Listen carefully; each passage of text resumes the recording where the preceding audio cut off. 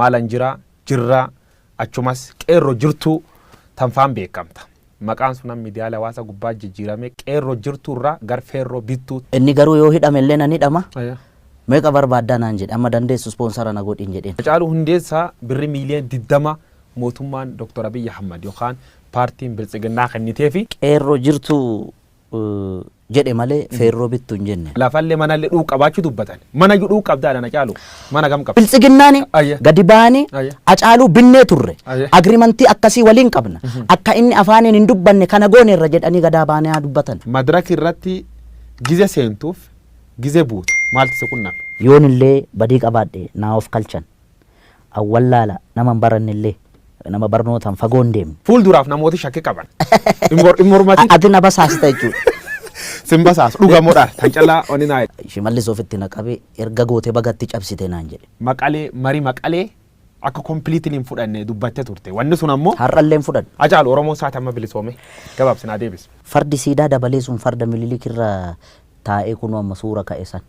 Farda hatame beetta. Madiraka irra cabsitee waan akkasii sun live irra dabarsu keeteef riskii sun fudhattee jirtu. Riskii sun itti gaabbitaaf. Akkamittiin caalee akkamittiin gurbaana dhaga'uu diddaa jedhe. Caalii sanyii dhiiraa caalii sanyii guddaa kan dur lammiin kee ajjeesee dibatee tufeen arraabne gafarsaan gaditti saawwaatti lakkaa'e yeroo yoo argatu raadiyoon sii waadee qawween sii akaa'e ammam lammii keetiin walii galtee diddee mana gumaalitti almahaa.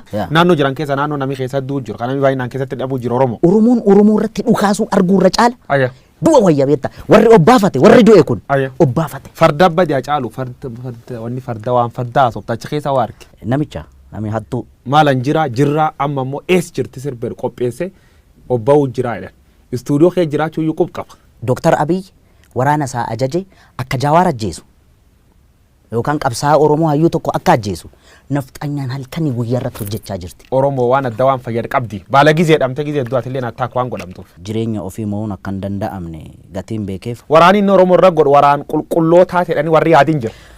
Kanaaf deebiin kee maal? Qaamni miidhame immoo hoolii revenge jechuu danda'a beektaa. Sirba kan kee qalammeessoo ka'ee gabaa irratti jirra oollee barii arguuf gara nu bal'isa yaanu jettee jirtu. Jira wanti inni fayyadame. Abaarsa nafxanyaa fayyadameera. Jijjiirame Abiy Ahmad jalqabe kun waggaa lama keessa taag deema deeme. Kara sirriir jira warreen jira. Abiy Ahmad kara sirriir hin jiru dogongor guddoo hojjechuu jiru warreen jira.